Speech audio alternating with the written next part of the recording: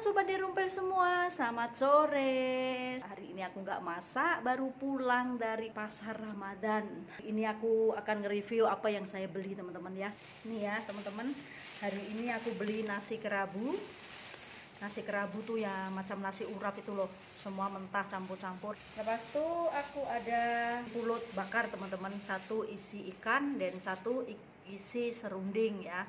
Ini satunya Rp2, Rp2 jadi dua ini Rp4. Semua tak ada barang murah ya sekarang. Lepas itu aku beli, ini kesukaanku kalau di hari puasa ya teman-teman ya, kue pelita ya. Ini aku banyak suka betul ini teman-teman, lembut dimakan ya. Aku beli satu ini harga Rp5, isi 5, satunya bermakna Rp1 dan satu lagi ini aku beli.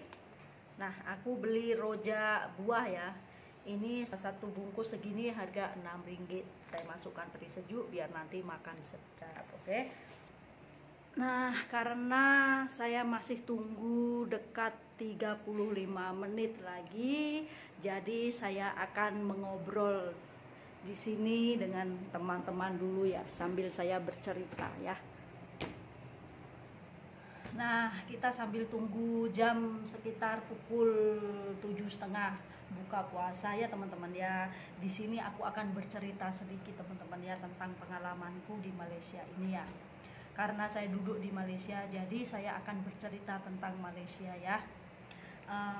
Kan begini ceritanya teman-teman. Tentang itu Grab itu loh teman-teman ya, Grab itu kan alternatif kita untuk pergi mana-mana ya, bila bus tak ada, bila angkutan susah nak cari kan, tekan ke aplikasi handphone saja, Grab saja sudah boleh dapatkan ya. Tapi yang pelik yang tak tahu itu mendaftar Grab itu sangat senang teman-teman. Jadi aku ingat gampang saja daftar Grab ya, karena suami saya mendaftar Grab ya, dia mau buat sambilan karena suami saya kan sudah umur, jadi takutnya kalau dia sudah tak laku di kerja construction. Suami saya kan construction punya orang, jadi karena dia umur dia sudah mau pensiun bersara macam itulah, umur pensiun kan sekitar 60 ke atas macam itu kan sudah mau pensiun ya teman-teman ya, seperti suami saya. Jadi alternatif dia buat cadangan buat Grab ya, kerja Grab. Jadi kerja Grab itu tidak mudah teman-teman ya. Suami saya sampai pening kepala, orang tua dia tak tahu ini semua. Nasib ada kawan dia ya. Dua orang tuh semua tak tahu teman-teman. Ini suami saya bercerita dengan saya gelak tak boleh tahan ya.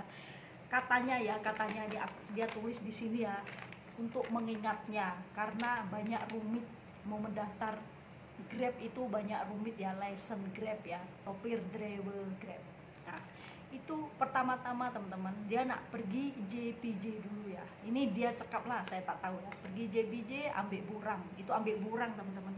Lepas ambil burang kena pergi ke dokter, cek satu badan, kena pergi dokter untuk mengambil satu surat yang bahwa dia benar-benar sehat. Lepas itu surat dari dokter itu kena bayar 140, dia cakap ya. Nanti bawa lagi ke JBJ teman-teman. Ke JBJ dia salah. Tak tahu salah apa, saya pun tak tahu.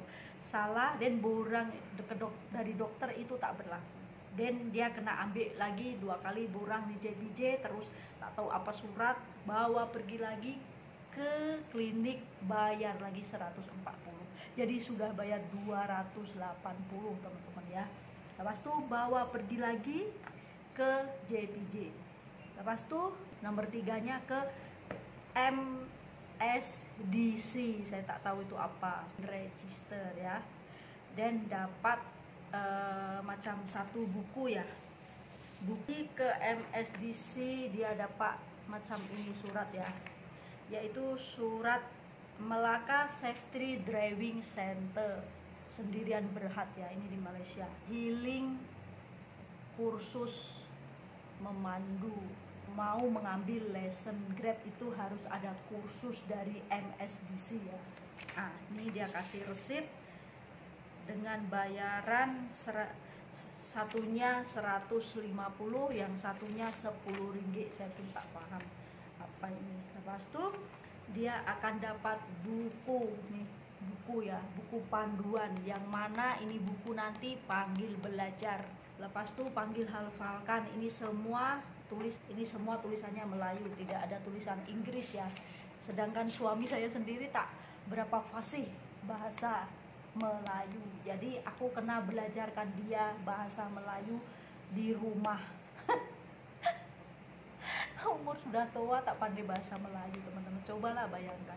Nah, ini aku setiap malam di rumah aku kasih dia belajar. Apa yang dia tak paham aku kasih tahu, kasih paham. Karena 3 minggu lagi dia ujian ya teman-teman ya. Oke, tutup cerita ya. Pas itu setiap ujian itu 1 minggu itu 50 orang ujian.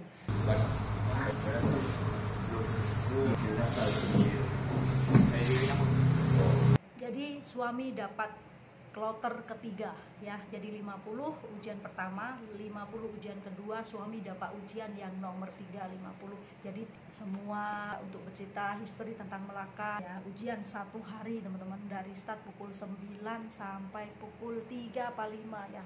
Ini ujian ini, pasal ini ya. Sudah siap semua ya ujian.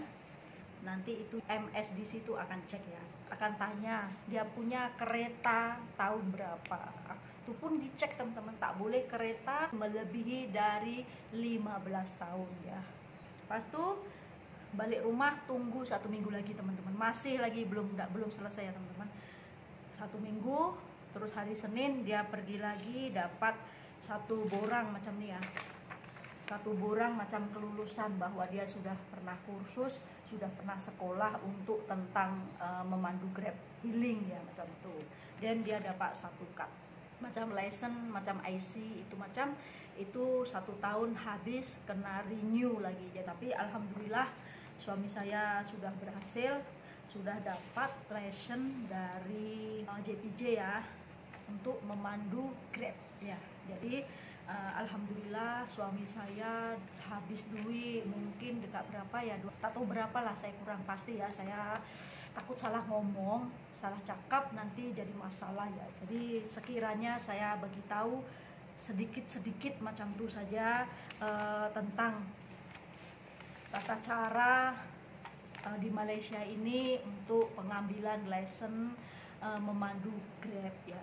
Jadi memandu license Grab itu tidak sembarangan di Malaysia teman-teman ya. Saya baru tahu karena suami saya sudah ambil lesson healing Grab memandu ya. Jadi aku bercerita, kalau mau tempah Grab itu sudah tak payah risau. Sebab apa? 1, sudah ada kursus. 2, sudah ada prosedur-prosedur yang memenuhi syarat untuk menjadi pemandu Grab ya, seperti itu. Jadi dia sudah ada tahap-tahapnya yang semua JPJ sudah cek seperti itu.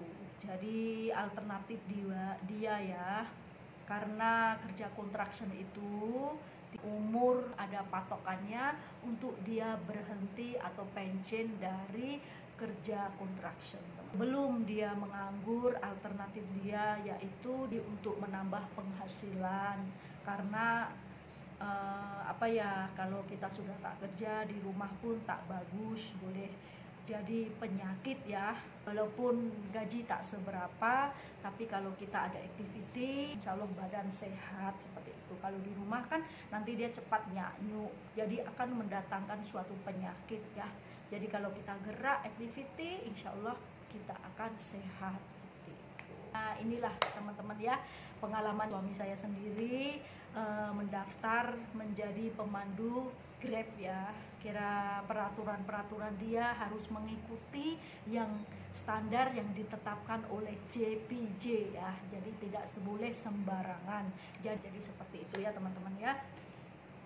Nah, sekarang sudah mau mendekati 7:30 ya, kurang 10 menit lagi. Jadi seperti itulah ya teman-teman ya, sharingku hari ini sambil menunggu jam berbuka puasa. Jadi aku akan ngobrol dulu ngalor ngidul tentang pengalamannya mengambil lesson Grab ya. seperti itu. Karena hari ini aku juga free, tidak masak, jadi aku relax saja. Dan hari ini suami saya pun belum balik, dia tengah antar customer dari Melaka Sentral ke Merlimau Jasin. Itu agak-agak memakan masa 45 menit atau 1 jam jika dia tidak jam, seperti itu ya teman-teman. Oke ya teman-teman ya, seperti itu ya. Bila Siati ada salah kata-kata dari penyampaiannya atau dari ini ya peraturan-peraturan tentang pengambilan license Grab ini, mohon minta maaf dan mohon diluruskan balik ya, karena Siati kurang berpengalaman dalam ini. Sebab ini yang cakap suami saya sendiri, jadi aku kurang tahu, cuman ingin berbagi pengalaman saja ya, seperti itu. Dan mohon maafnya bila saya salah dalam berkata-kata ya. Dan selamat berbuka puasa untuk teman-teman semua yang menjalankan ibadah puasanya. Oke. Dan saya akhiri dulu pengalaman. Terima kasih, jumpa lagi di video berikutnya. See you, bye bye.